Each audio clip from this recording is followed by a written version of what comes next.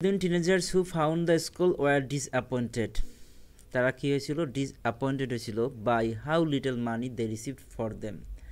তারা টাকা পেয়েছিল, তার জন্য তারা ডিসঅ্যাপয়েন্টেড হয়েছিল, মানে অল্প টাকা পেয়েছিল তার জন্য ডিসঅ্যাপয়েন্টেড হয়েছিল। তো আমাদের কি হবে? Disappointed. Okay, disappointed little money received for them. Okay, there is agreement among academics about the origin of the Dead Sea Scroll. academics বলতে প্রতিষ্ঠান, মানে শিক্ষা প্রতিষ্ঠান, তাদের মধ্যে চুক্তি হয়েছিল about the origin of the Dead Sea scroll. Dead Sea স্কুলের উৎপত্তি সম্পর্কে সকল অ্যাকাডেমিক্স, সকল প্রতিষ্ঠান একমত হয়েছিল কোনো একটি বিষয়ে। Okay, most of the books of the Bible written on the school are incomplete. তাহলে আমাদের কিওয়ার্ড হবে most of the books of the Bible incomplete. যদি most of the books of the বাইবেলের বেশিরভাগই বই যদি ইনকমপ্লিট থাকে তাহলে true. The information on the copper school is written in an unusual way. Copper school এটা আমাদের keyword. Unusual way that means usual না, বা সাধারণত যে ওয়েতে মানুষ চিন্তা করে সেটা না, ডিফারেন্ট ওয়ে। মিস্টার স্যামুয়েল, বড় keyword, was given some of the school as a gift. As a gift হচ্ছে keyword. Mister Samuel was given some of the school as a gift. Mister স্যামুয়েলকে কিছু স্কুল দেওয়া হয়েছিল as a gift হিসেবে। Okay, in the early 1950s a number of educational establishments in the US were keen to buy school from mister Samuel. Mister Samuel আমরা পাবো 1950 US কিন। তারা আগ্রহী ছিল কিনা মিস্টার স্যামুয়েলের কাছ থেকে 1950 শতকের দিকে। এ নাম্বার অফ এডুকেশনাল এস্টাবলিশমেন্ট অর্থাৎ শিক্ষা প্রতিষ্ঠানগুলো, ইউনিভার্সিটিগুলো, ইউএসের ইউনিভার্সিটিগুলো মিস্টার স্যামুয়েলের কাছ থেকে যে স্কুলগুলো কেনার প্রতি আগ্রহ ছিল কিনা। The school that was pissed together in 2017 contain information about annual occasion in the Qumran area 2000 years ago. অর্থাৎ ডেড সি স্কুল এটা 2000 বছর পূর্বের কুমরানে এটা ঘটেছিল, এর উৎপত্তি কুমরানে ঘটেছিল। অ্যান্ড বলছে কি যে 2017 সালে, তাহলে আমাদের কিওয়ার্ড হবে 2017 সাল। 2017 সাল যে ইনফরমেশনগুলো গ্যাদার করে, কন্টেন করে, সেগুলো ছিল অ্যাবাউট অ্যানুয়াল অকেশন, মানে হচ্ছে বার্ষিক কোনো ইভেন্টস বা অকেশন, ঘটনাবলী সম্পর্কিত। Academics at the University of Haifa, তাহলে University of Haifa keyword, currently researching how to decipher the final scroll. আর এখানে বলা হয়েছে যে ইউনিভার্সিটি হাইফা এখনও decipher of the final school, final যে স্কুলটা ছিল সেই সম্পর্কে তারা এখনও রিসার্চ করছে, এখন পর্যন্ত রিসার্চ করছে। যদি এখন পর্যন্ত রিসার্চ করে তাহলে ট্রু, যদি রিসার্চ না করে তাহলে ফলস। এখন পর্যন্ত রিসার্চ যদি না করে ফলস, আর যে সম্পর্কে কিছু না বলে তাহলে এটা নট গিভেন। ওকে, এবার আমাদের first keyword Bedouin teenagers disappointed little money they received for them. চলে যাই প্যাসেজে। ডেড সি স্ক্রল আমরা আগের যে ভিডিওটি ছিল গ্যাপ ফিল, সেখানে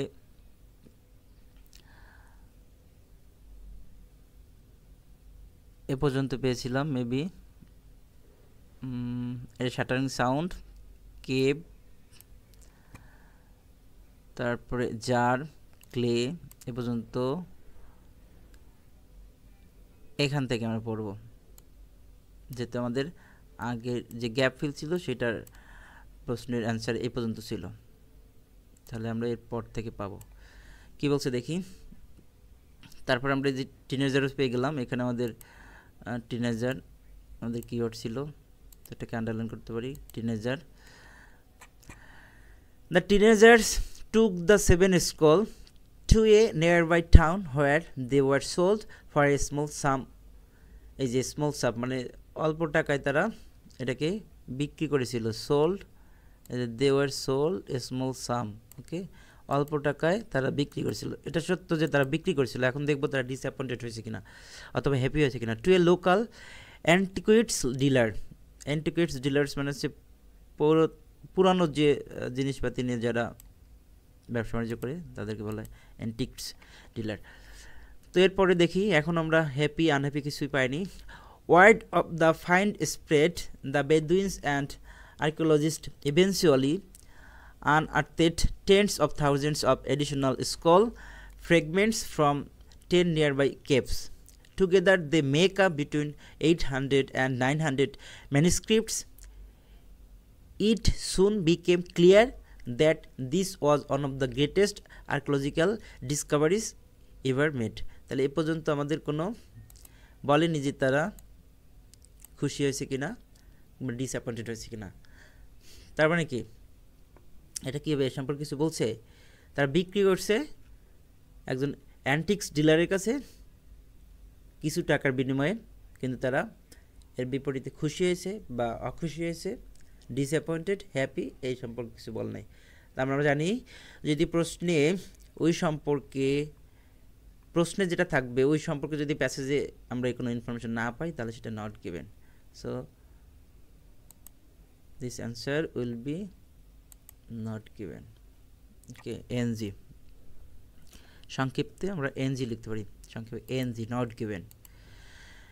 Next 7, there is agreement among academics about the origin of the Dead Sea Scroll. আমরা অরিজিন খুঁজবো, অরিজিন এবং এগ্রিমেন্ট হয়েছে কিনা একাডেমিক্সরা ডেড সি স্ক্রোলের উৎপত্তি সম্পর্কে সবাইকে একমত হয়েছে কিনা। যদি একমত হয় তাহলে ট্রু, যদি একমত না হয় তাহলে ফলস, আর এই সম্পর্কে কোনো তথ্য না দিলে সেটা হচ্ছে নট গিভেন। সো আমাদের কিওয়ার্ড কি? অরিজিন। আমরা দেখব অরিজিন নিয়ে কোথায় কথা বলেছি তারপরেই, কারণ not true false not given, yes no not given, এটা সাধারণত সিরিয়াল মেনটেন করে। তাহলে আমরা এই পর্যন্ত পেয়েছিলাম, এরপরে পড়ব এই যে অরিজিন, এখানেই পরের প্যারাগ্রাফের ফার্স্টেই পেয়ে গেছি। সো আমরা এখান থেকে পড়ব।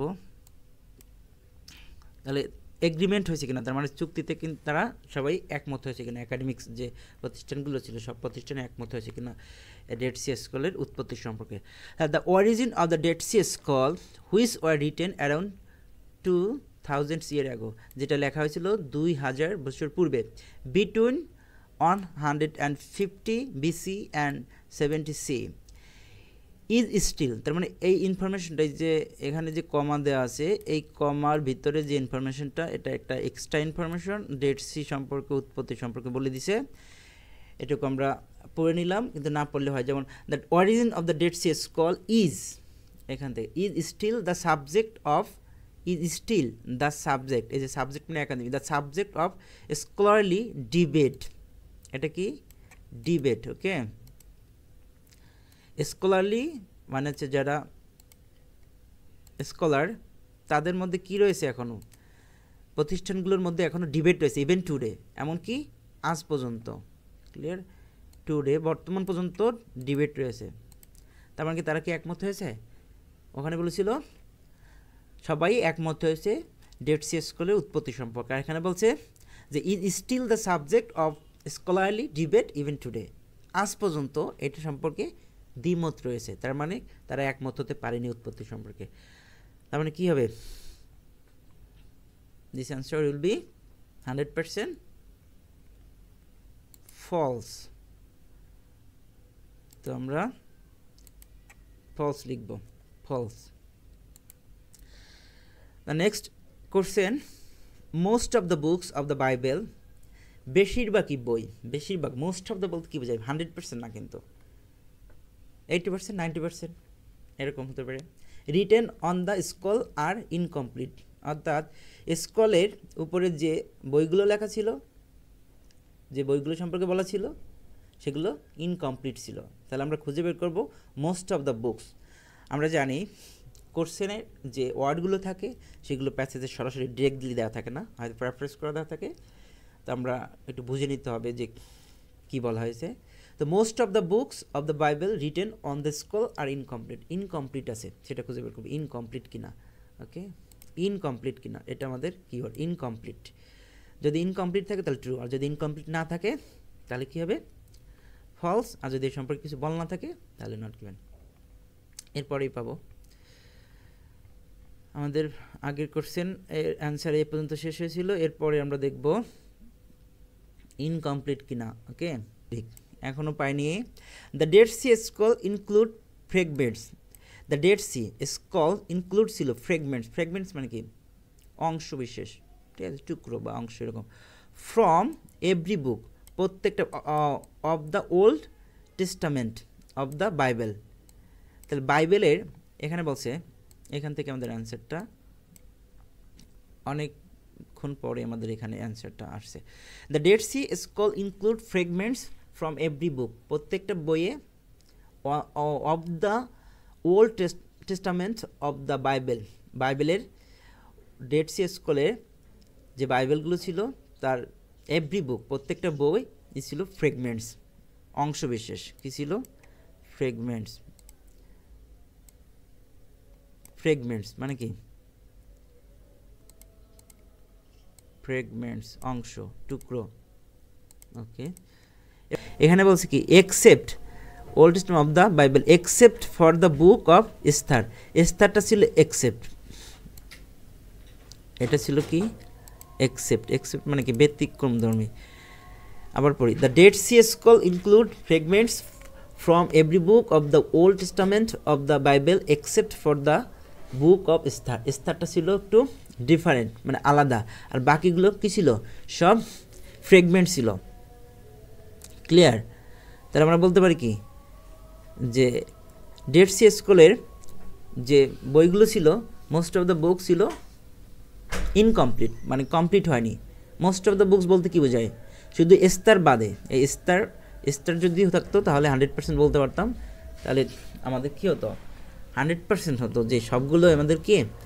ফ্রেগমেন্টস, এই টাইপের কিছু বলা হতো। কিন্তু এখানে বলা হয়েছে কি, যে এভরি বুক, প্রত্যেকটা বই ছিল ফ্রেগমেন্টস, শুধুমাত্র এই বইটা বাদে, এই যেটা, সেটা বাদে কি ছিল আমাদের? এই যে except of the book of Esther, এটা বাদে আর সবগুলো ছিল ফ্রেগমেন্টস, মানে কি? অংশ বিশেষ, টুকরো টুকরো ছিল, তার মানে ইনকমপ্লিট ছিল। ক্লিয়ার? আমাদের অ্যান্সার হবে true.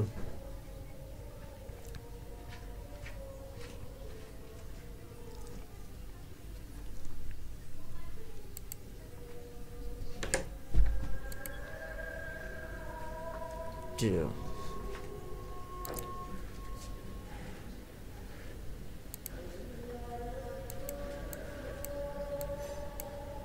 Okay. The information on the copper skull is written in an unusual way. তাহলে আমরা খুঁজবো কপার স্কল। আমাদের মেইন কিওয়ার্ড কি? Copper scroll.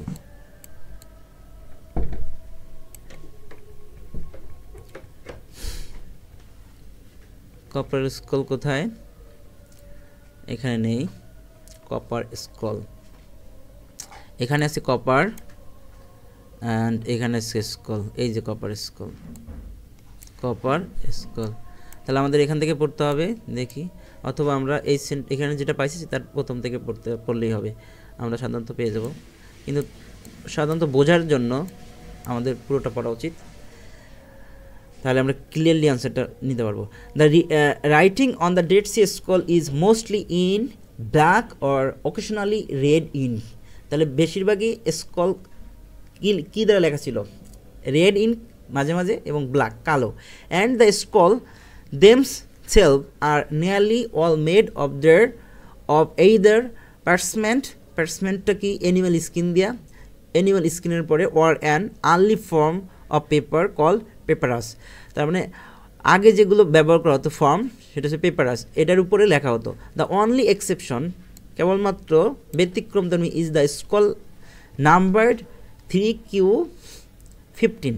এটা ছিল একটু ব্যতিক্রমধর্মী। হুইচ ওয়াজ ক্রিয়েটেড, যেটা কিনা ক্রিয়েটেড করা হয়েছিল out of a combination of copper and tin, copper এবং টিন দ্বারা এটাকে তৈরি করা হয়েছিল। Known as the copper scroll, এটা কী নামে পরিচিত? কপার স্কল নামে। This curious documents features letters chiselled on to metal perhaps as some have theorised. তার মানে এখানে বলা হয়েছে কি, এটা কী নামে পরিচিত? কপার স্কল ছিল, এবং এখানে এই ডকুমেন্টসের ফিচার ছিল, বৈশিষ্ট্যগুলো ছিল, লেটারগুলো মেটালের পরে, অন টু মেটাল মানে মেটালের উপরে খোদাই করে, এই যে সিসলেড খোদাই করে লেখা হতো। তারপর আগের যেগুলো সেগুলো ছিল কালি ব্যবহার করা হতো, ব্ল্যাক অথবা রেড ইঙ্ক, এবং সেগুলো এই যে আর্লি ফর্ম, আগের যে ফর্ম সেগুলো ইউজ করা হতো পেপারসের উপরে।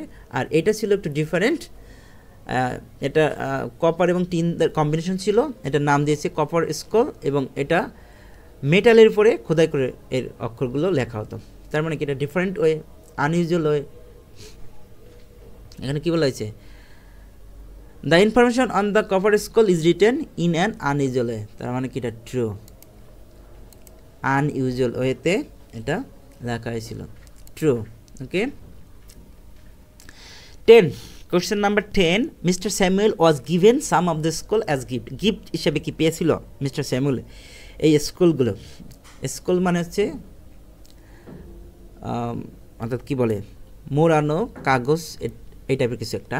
তো ওইগুলো কি গিফট হিসেবে পেয়েছিল কি না?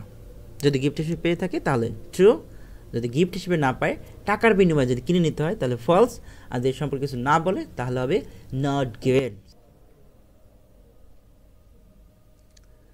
এই যে মিস্টার স্যামুয়েল এখানে আমরা পেয়েছি মিস্টার স্যামুয়েল, সো আমরা এখান থেকে পড়ব।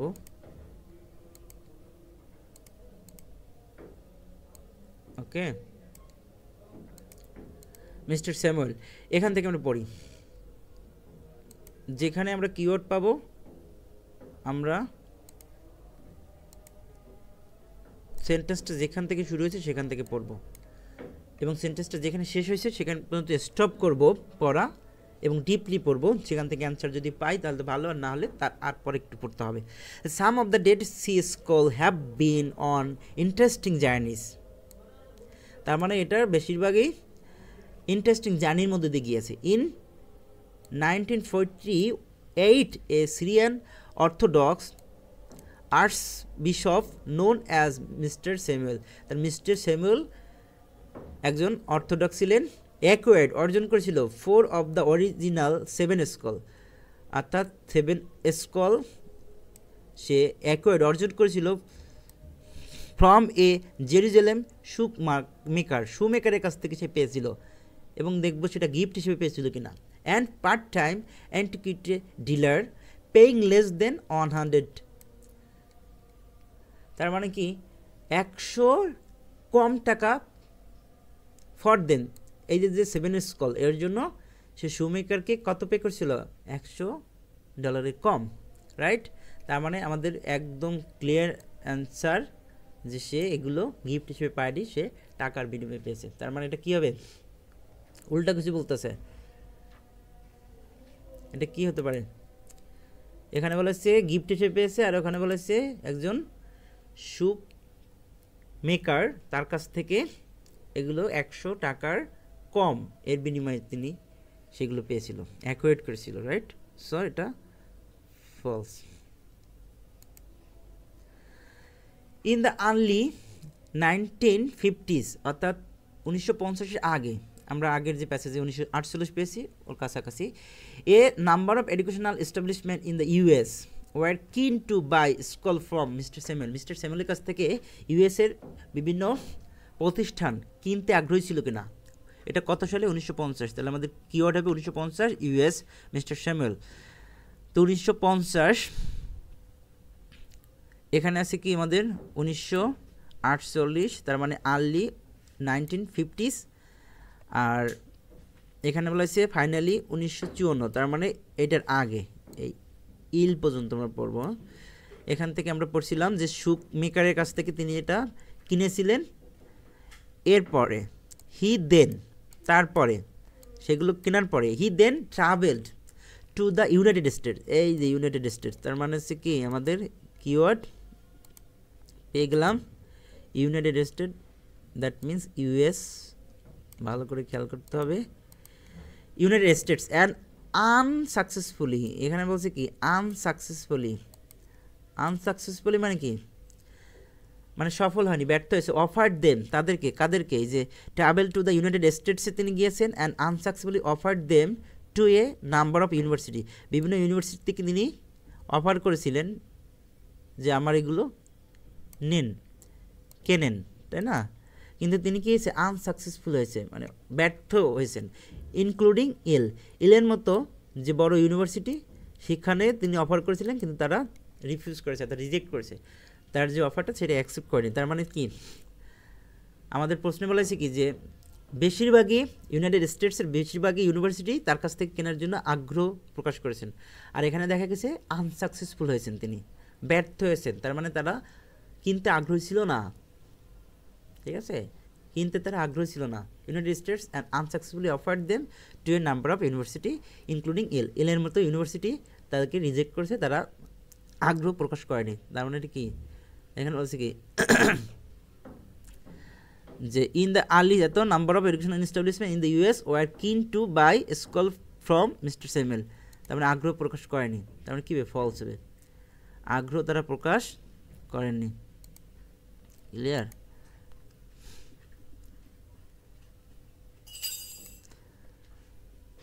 ওকে,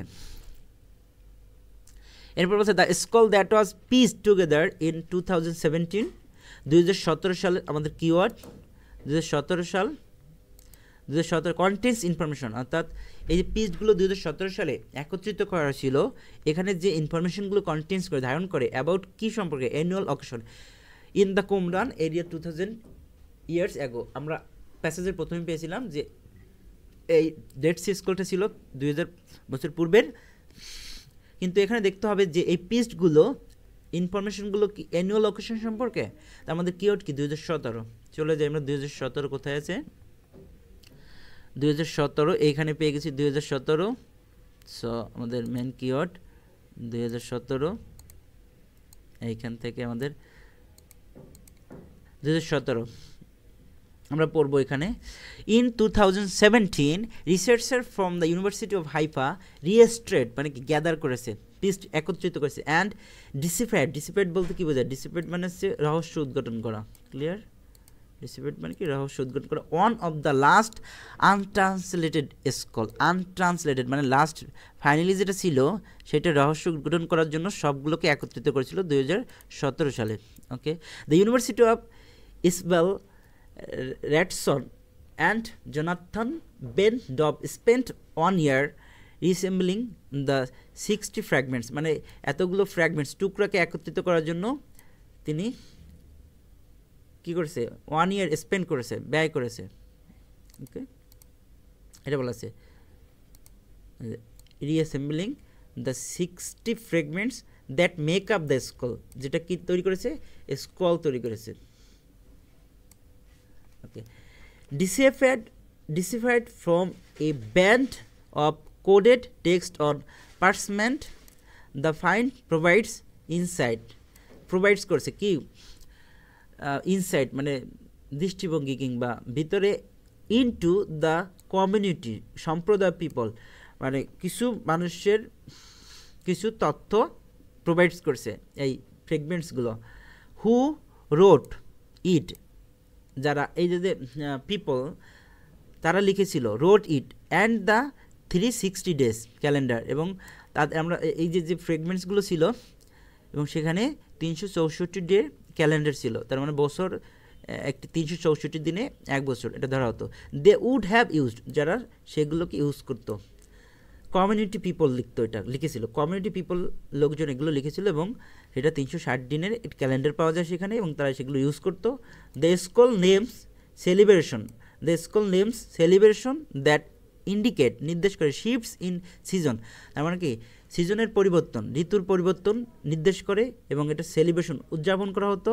and details 2 yearly religious events known from another Dead Sea scroll, এবং সেটা 2 বছরের এই যে 2 yearly মানে অ্যানুয়ালি রিলিজিয়াস মানে কি একটি সম্প্রদায়ের ইভেন্টস মানে অকেশনগুলো তুলে ধরা হয় ডেড সি স্কলে। ঠিক আছে, তার মানে আমরা এখানে দেখলাম যে আমাদের এখানে বলেছে যে পিসগুলো ছিল একত্রিত স্কলে, এই যে the scroll that have piece together 2017 সালে যেগুলোকে একত্রিত করা হয়েছিল। কন্টেন্টস ইনফরমেশন, এই ইনফরমেশনগুলো ছিল অ্যানুয়াল অকেশন, ওই যে 2 yearly ইভেন্টস বলা হয়েছে এইগুলো সম্পর্কে ছিল, এবং তারা ঋতুর পরিবর্তন সম্পর্কে এবং যে ক্যালেন্ডার ব্যবহার করতো সেই সম্পর্কে বলা আছে। তার মানে এটা কী হবে, ট্রু। ট্রু। আরেকটি আছে আমাদের academics at the University of হাইফার ইউনিভার্সিটি আর কারেন্টলি রিসার্চিং, বর্তমানে রিসার্চিং করতেছে how to decipher the final school কীভাবে রহস্য উদ্ঘাটন সম্পর্কে তারা এখনও রিসার্চ করতেছে। হাইফা তোমরা পেয়েছি দেখি। হাইফা ইউনিভার্সিটি অফ হাইফার restored the disparate one of the last untranslated school. এখানে কী কথা বলা হয়েছে যে কারেন্টলি অথবা নাও এরা রিসার্চ করতেছে। The University of Isabel Riston the Jonathan Bendom spend 1 yearly resembling the এত fragments that make up the school, যেটা স্কুল তৈরি করেছিল, disparate for band of coded text on parchment. The find provides insight into the community. It's a community তারা কি কি occasion use করছে সেই সম্পর্কে বলছে। The school name celebration that indicates shift in season, সিজনের পরিবর্তন সম্পর্কে ইন্ডিকেট করছে, and details to yearly religious events known from another Dead Sea Scroll. Only one more known scroll remain untranslated. এখানে কোথাও বলা হয়নি যে ইউনিভার্সিটি অফ হাইফার কারেন্টলি রিসার্চ করতেছে how to decipher the final school কীভাবে রহস্য উদ্ঘাটন সম্পর্কে তারা এখনও রিসার্চ করতেছে।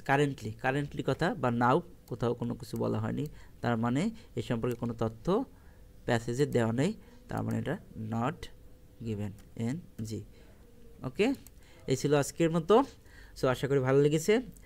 আর কোনো বিষয়ে যদি তথ্য জানার থাকে তাহলে please comment below. Okay, thanks a lot for watching my video. Bye bye.